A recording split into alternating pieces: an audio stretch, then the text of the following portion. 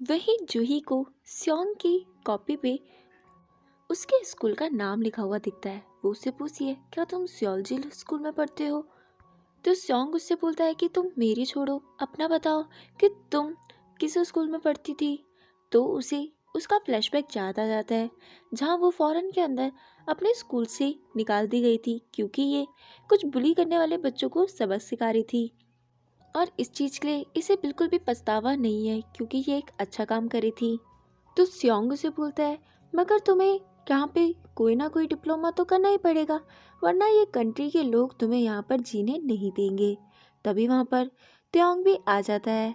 त्योंग स्योंग को बाहर बुलाता है। स्योंग जब त्योंग से मिलने जाता है तो जूही त्योंग को देख लेती है। वो सोचती है कि क्या ये दोनों सच में क्लोज हैं। त्योंग स्योंग को थैंक यू बोलने आया होता है क्योंकि इसी की वजह से इसके डैड ने इसकी पहली बार तारीफ करी थी।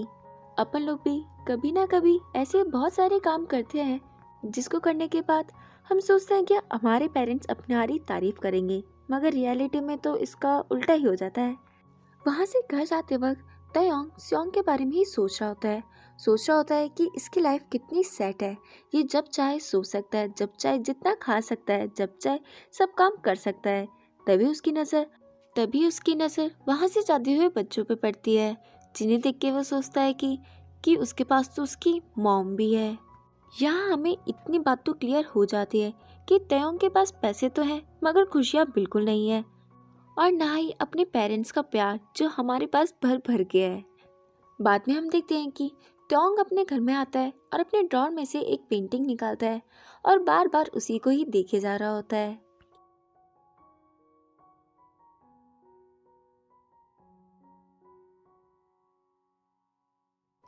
वहीं अपनी ड्यूटी खत्म करके स्योंग और जूही साथ में घर जा रहे होते हैं।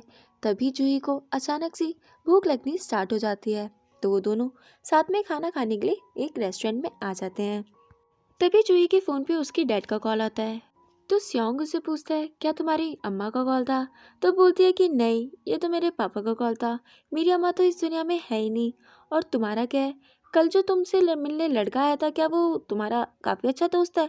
तो वो बोलता है कि नहीं, वो तो काफ़ी ज़्यादा अमीर है और मैं काफ़ी ज़्यादा पुअर। तो तुम्हें क्या लगता है हम दोनों दोस्त बन सकते हैं? बिल्कुल भी नहीं।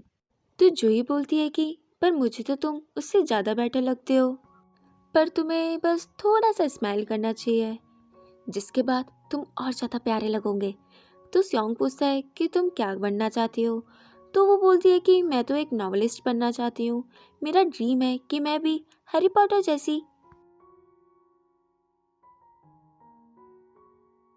एक अच्छी नॉवल लिखूं। और तुम बताओ तुम क्या करना चाहते हो? तो वो बोलता है कि मैं तो अमीर बनना चाहता हूँ।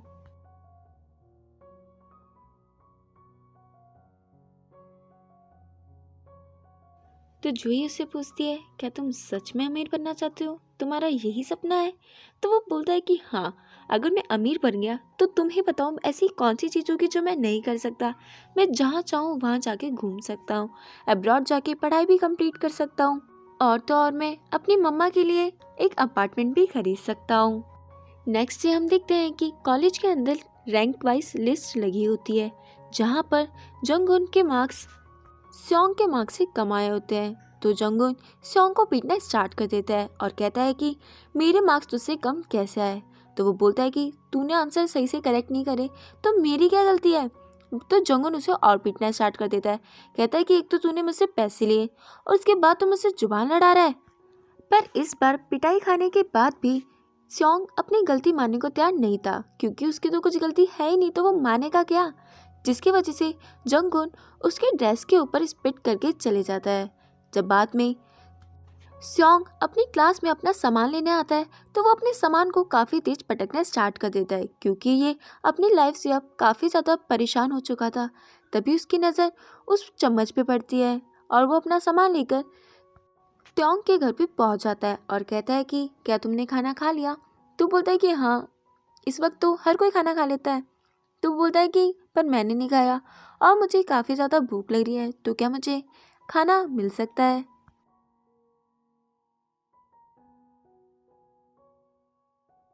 और वो फिर से अपनी चम्मच निकालता है खाना खाने के लिए। इस बार ये इसका दूसरा टाइम का मील था जो वो इस चम्मच से खाने वाला था। मगर तभी वहाँ पे त्योंग के डैड आ जाते हैं और वो सियोंग को वहाँ पे देख के त्योंग से बोलते हैं कि क्या ये तुम्हारा दोस्त है? मुझे तो लगा था मैंने तुम्हें दोस्ती का पाठ अच्छे से पढ़ा दिया, मगर नहीं, तुम्हारे भेजे में तो कुछ भी घुसा नहीं। ये देखकर त्योंग काफी ज्यादा घबरा जाता है और वो सियोंग को वहां से बाहर जाने के लिए बोलता है और उसे वहां से बाहर निकाल देता है। उन सबके वहां से जाने के बाद सियोंग भगता हुआ अंदर आता है और काफी जल्दी जल्दी अपनी स्पून से उस नूडल्स को खाना स्टार्ट कर देता है। उसकी ऐसी हरकतों को वहां पे खड़े त्योंग के पेरेंट्स देख रहे होते हैं।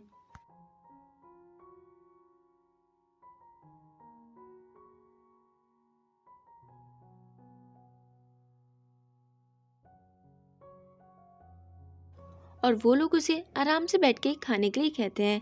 इन सब लोगों को लग रहा सियोंग काफी ज्यादा गरीब और भूखा इंसान है। वो वहां से खाना खा के जाने लगता है। तभी त्योंग की मॉम उसके पास उसकी स्पून और उसका होल्डर लेकर आती है और कहती है कि नेक्स्ट टाइम से प्लीज तुम ऐसा कोई भी सामान मेरे घर पे मत लाना और हो सके तो खुद भी मत ही आना।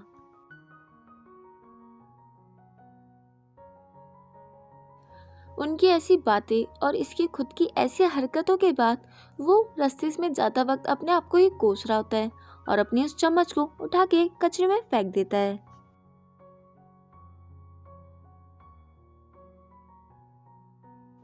वापस से त्योंग सियोंग के बनाई हुई रिपोर्ट अपने डैड को ले जाकर के दे देता है और वो रिपोर्ट देखकर उसके डैड उससे एक सवाल पूछते हैं, मगर उसका जवाब त्योंग नहीं दे पाता। तो त्योंग के डैड बोलते हैं कि मुझे पता है तुम्हारे पास इसका जवाब नहीं होगा क्योंकि ये रिपोर्ट तुमने बनाई नहीं है, ये रिपोर्ट तुमने सियोंग से बनवाई है। तो त्योंग बोलता है कि सॉरी, मुझसे गलती होगी, मैं तो बस आपसे अपनी तारीफ सुनना चाहता था। तो उसके डैड उसे हक करते हैं और बोलते हैं कि गलती तो मुझसे हो गई जो मैंने तुझे एक मौका देने की सोची। मुझे तो ऐसा करना ही नहीं चाहिए था, तुझे वापस वहीं भेज देना चाहिए था जहाँ से तू आया है। ये सुन के त्योंग काफ़ी ज़्यादा घबरा जाता है और हमें एक फ्लैशबैक दिखाया जाता है जहाँ पे हमें एक डेड बॉडी पड़ी होती है और एक बच्चा होता है जिसके हाथ में एक गन होती है और वो बच्चा काफ़ी तेज तेज रो रहा होता है। वो फ्लैशबैक देखने के बाद तायोंग अपने पापा से गिड़गिड़ा के माफ़ी मांगनी स्टार्ट कर देता है। कहता है कि मैं आपकी माफ़ी के लिए कुछ भी करूँगा, जो आप बोलोगे वो।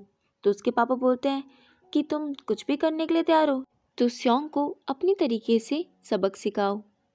वहीं इनके स्कूल में एक न्यू गर्ल की एंट्री होती है। ये और कोई नहीं बल्कि जूही ही होती है जो यूबीएस टीवी के प्रेसिडेंट की बेटी होती है।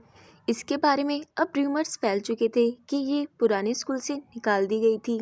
वहीं से इसकी दोस्त भी मिल जाती है जिसका नाम होता है योजिन, जिससे मिलने के बाद वो उससे सियोंग के बारे में पूछती है। तो वो बोलती है कि उसे तो अभी तक पक्का स्कूल से निकाल दिया गया होगा क्योंकि उसने एक बड़ी प्रॉब्लम खड़ी कर दी है।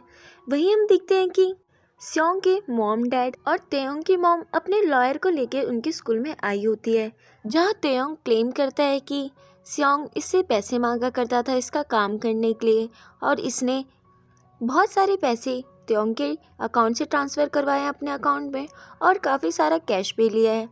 सियोंग अपने पेरेंट्स को समझाने की कोशिश करता है कि उसने ऐसा कुछ भी नहीं किया। तो त्योंग बोलता है कि ये झूठ बोल रहा है, इसने तो मुझे ऑनलाइन क्लास भी लेने के लिए बोला था। अब सियोंग के प्रिंसिपल सियोंग को स्कूल से सस्पेंड करने की पनिशमेंट दे देते हैं, जिसके बाद सियोंग के डैड त्योंग के मॉम और त्योंग के पैरों में गिड़गिड़ा के माफ़ी मांगनी स्टार्ट कर देते हैं। कहते हैं कि प्लीज़ मेरे बेटे को कॉलेज से मत निकलवाओ, आप जो कहोगे मैं वो करने के लिए तैयार हूँ। इसके बाद रात में हम देखते हैं कि सियोंग त्योंग को अपने साथ मिलने के लिए बुलाता है और उससे पूछता है कि तूने मेरे साथ ऐसा क्यों किया, मैं तो तेरी हेल्प ही कर रहा था, मुझे तो लगा कि अपन दोनों एक अच्छे दोस्त हैं।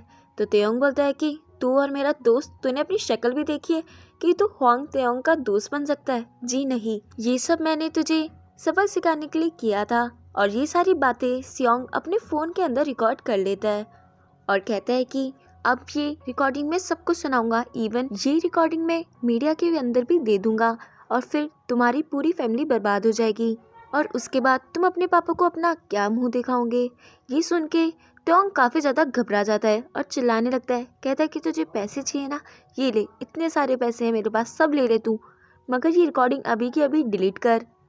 जिसके बाद इन दोनों के बीच में हाथापाई भी होती है, मगर स्योंग ब्रिज से नीचे गिर जाता है। तब त्योंग उसका हाथ पकड़ लेता है।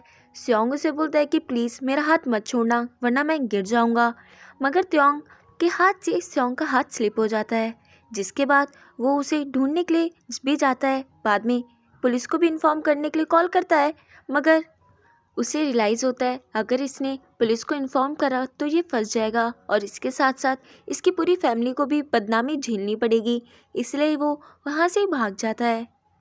जिसके बाद हमें स्योंग की मन की बातें सुनाई दे रही होती है, जहाँ वो बोलता है कि जिनसॉक मेरे दोस्त, अब मैं भी तेरे पास आ रहा हूँ। अपन लोगों की लाइफ में स्ट्रगल करने के अलावा और कुछ भी नहीं लिखा होता, और बढ़िया होगा कि मैं भी मर जाऊं और तेरे पास आ जाऊं। तभी उसको सामने गोल्डन स्पून शाइन करती हुई नजर आती है। फिर उसे याद आता है कि इसका एक सपना है, वो सपना है अमीर बनना, और वो अपने सपने को इतनी आसानी से ख़त्म नहीं होने दे सकता। जिसके बाद वो बोलता है कि सॉरी जिनसॉक, मैं अभी तेरे पास नहीं आ सकता क्योंकि मैं अभी नहीं मरना चाहता हूँ, मुझे अपनी किस्मत बदल के दिखानी है। और वो वहाँ से बाहर आने के बाद कचरे में अपने गोल्डन स्पून ढूंढने चले जाता है, और जिसके बाद उसे गोल्डन स्पून मिलती है और वो भाग के त्योंग के घर जाता है और त्योंग के डैड को बोलता है कि मुझे आपका एक लास्ट फेवर चाहिए, मैं आपके घर पे खाना खाना चाहता हूँ, तो प्लीज़ क्या आप मुझे अपने घर पे खाना खिला सकते हो।